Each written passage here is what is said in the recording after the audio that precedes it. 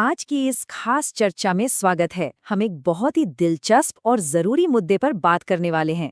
जरा सोचिए, आज के समय में एक आम इंसान दिन भर में कितनी ही बार एकदम अनजाने में किसी न किसी कैमरे में कैद हो जाता है। हम एक ऐसी डिजिटल दुनिया में जी रहे हैं जहां कैमरे हर जगह मौजूद हैं। स्मार्टफोन से लेकर स्ट्रीट सर्वेलेंस तक कोई भी व्यक्ति किसी भी पल एक स्क्रीन की नजर में आ सकता है। लेकिन ये पूरी स्थिति एक बहुत ही गंभीर सवाल पैदा करती है कि बुनियादी निजता यानी प्राइवेसी का आखिर क्या होता है। इसी अहम विषय को आज हम गहराई से समझने वाले हैं। तो चलिए सीधा मुद्दे पर आते हैं। क्या सच में सार्वजनिक स्थान पर कोई भी किसी का भी वीडियो बनाना शुरू कर सकता है?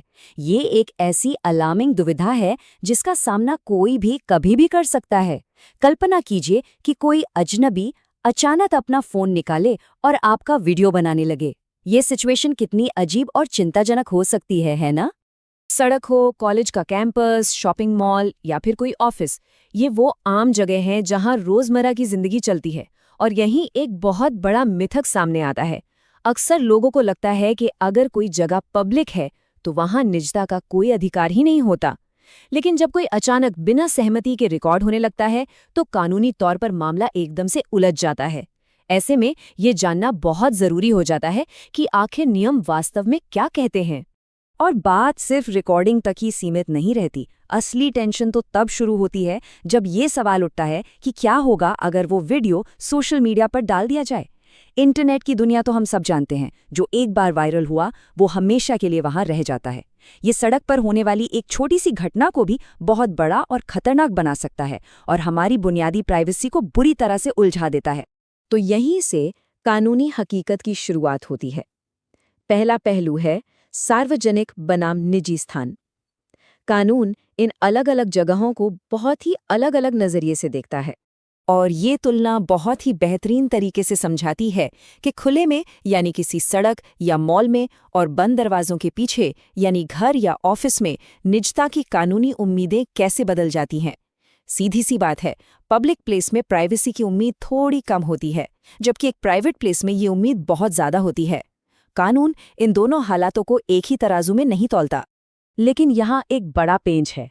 कोई एक फिक्स रूल नहीं है जो हर जगह लागू हो जाए। हर सिचुएशन के अपने अलग तथ्य होते हैं और वही सबसे ज्यादा मायने रखते हैं। मतलब उस वक्त हालात क्या थे, रिकॉर्डिंग क्यों हो रही थी, यही बातें तय करेंगी कि जो हुआ वो कानूनी रूप से सही है या नहीं। अब इस चर्चा के दूसरे और थोड़े ज्यादा गंभीर हिस्से की तरफ बढ़ते हैं। वो स्थिति जब रिकॉर्डिंग सिर्फ एक रिकॉर्डिंग न रहकर उत्पीड़न यानी हरासमेंट बन जाती है। आखिर वो कौन सा पल होता है जब कैमरा चालू करना एक जुर्म बन जाता है? यहाँ सबसे जरूरी चीज है कैमरे के पीछे वाले इंसान की मंशा। क्या वीडियो बनाने का मकसद किसी का पीछा करना या उसे परेशान करना है, या फिर किसी को डराना, धमकाना, उसकी बदनामी करना, या किसी बहुत ही संवेदनशील पल में उसकी प्राइवेसी में दखल देना है? अगर मंशा इनमें से कुछ भी है तो मामला तुरंत एक गंभीर कानूनी अपराध बन जाता है। चलिए अब तीसरे पॉइंट पर आते हैं, जो है सोशल मीडिया और उसका दुरुपयोग। डिजिटल प्लेटफॉर्म्स किसी भी छोटी सी बात को या नुकसान को कई गुना बड़ा करने की ताकत रखते हैं, क्योंकि यहाँ कोई भी जानकारी पल भर में दुनिया भर में फैल सकती है। तो यहाँ सबसे अहम बात समझने वाली ये है कि फोन निकालकर रिकॉर्ड करना एक बात है, लेकिन उसे दुनिया को दिखाने के लिए शेयर या अपलोड कर देना एक बिल्कुल ही अलग और कहीं ज्यादा बड़ा कानूनी मुद्दा है।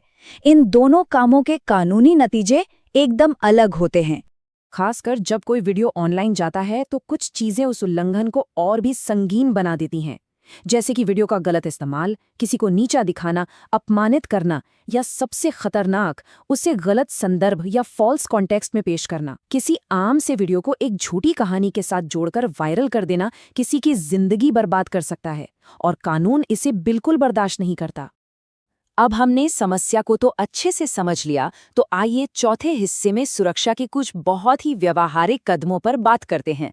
अगर कभी कोई ऐसी अवांछित स्थिति में फंस जाए तो उसे क्या करना चाहिए, ये जानना सच में बहुत जरूरी है। आइए देखते हैं कि ये पूरा प्रोसेस कैसे काम करता है। सुरक्षा के लिए मुख्य रूप से एक 4 कदम का सॉलिड प्रोटोकॉल है। पहला कदम है एकदम शांत रहना, दूसरा उस घटना के सबूतों को सुरक्षित रखना, तीसरा जिस भी प्लेटफॉर्म पर वीडियो अपलोड हुआ है वहां उनके रिपोर्टिंग टूल्स का इस्तेमाल करके शिकायत करना, और चौथा कदम है ज़रूरत पड़ने पर पुलिस या प्रशासन के पास लीगल कंप्लेंट दर्ज कराना। खुद को बचाने का ये सबसे सही तरीका है। इस पूरे मुद्दे को इस एक लाइन से बहुत ही शानदार तरीके से समझा जा सकता है। हर रिकॉर्डिंग अवैध नहीं होती, लेकिन हर रिकॉर्डिंग वैध भी नहीं होती।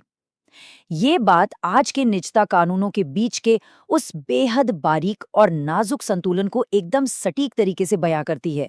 अब यहाँ जो सबसे दिलचस्प बात निकल कर आती है वो ये है कि हर चीज संदर्भ और इस्तेमाल पर टिकी है।